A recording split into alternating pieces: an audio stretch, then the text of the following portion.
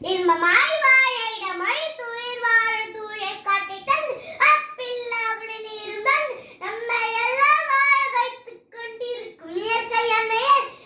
முதற் கண்மணி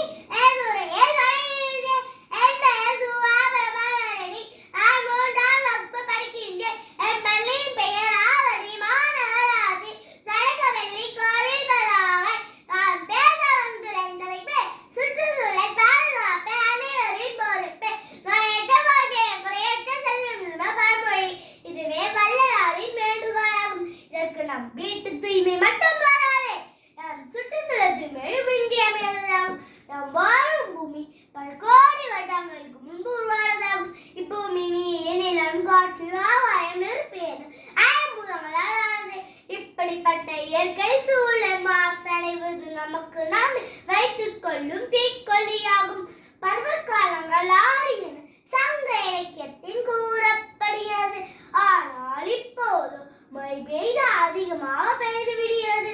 வெயிலடித்தா வெளியில் கூட போக முடியாத அளவிற்கு வெயில் அடிக்கிறது காரணம் காலநிலை மாற்றம் இப்பூமி வெப்பமடைந்து பல நோய்கள் உயிரிழப்பு பருவம் தவறிய மழை போன்றவை ஏற்படுகின்றது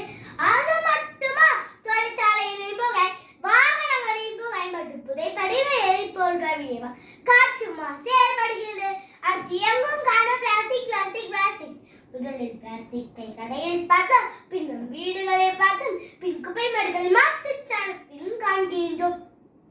தற்போது பிளாஸ்டிக் மற்றொரு பிரமாணத்தை எடுத்துள்ளது அதுதான் மைக்ரோ பிளாஸ்டிக் அது மனிதன் குடிக்கும் குடிநீர் இரத்தடி நீரில் மனிதன் ரத்தம் தடை தாய்ப்பாலிலும் கண்டறிந்துள்ளன இப்படி மாசடைந்த நீர் நிலம் காற்று மற்றும் உணவையான எதிர்கால தலைமுறைக்கு கொடுக்க போகிறோம் என்று நினைத்து பாருங்க இந்த கேள்விக்கான பதில்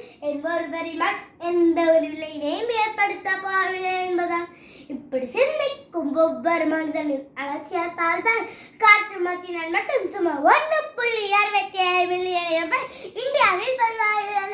1984 போபால் வாயு கசிவு 2020 விசாகப்பட்டினம் வாயு கசிவு சமீபத்திய 200 வாயு கசிவு போன்றவற்றால் பாதிக்கப்பட்ட மக்கள் பலர் இந்தியாவில் பிறக்கும் 33 ஒரு குழந்தை பிறவி குறைபாட்டுடன் இருக்கிறது இந்தியாவில் 163 மில்லியன் மேற்பட்ட மக்களுக்கு பாதுகாப்பான குடிநீர் வசதி இல்லை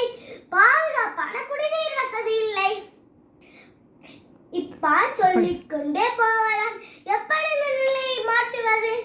அரசின் முயற்சிகளான மாணவர்களுக்கு சுற்றுச்சூழல் விழிப்புணர்வு ஏற்படுத்த மிஷின் இயற்கை திட்டம் பிளாஸ்டிக் பயன்பாட்டை குறைக்க மீண்டும் மஞ்சப்பை திட்டம் மழைநீர் சேகரிப்பு திட்டம் பசுமை தமிழ்நாடு இயக்கம் தமிழ்நாடு தேய்தல் மீட்சி இயக்கம் என அரசாங்கம் மட்டும் நினைத்தால் மாற்றம் செய்ய சிறு சிறு சிந்தனை மற்றும் செயல்மாற்றம் சமூகத்தின் மாற்றமாக வேண்டும் எடுத்துக்காட்டாக சீவி போடும் பென்சில் ரோல்கள் காகித குப்பை சிப்ஸ் பாக்கெட்டுகள் சரியாக குப்பை தொட்டியில் போடுவது தொடங்கி வீட்டு குப்பையை மக்கும் மக்கா குப்பையை பிரித்து 3 குறைக்க மறுசுழற்சி மீண்டும் பயன்படுத்தும் முறையை பின்பற்றுவது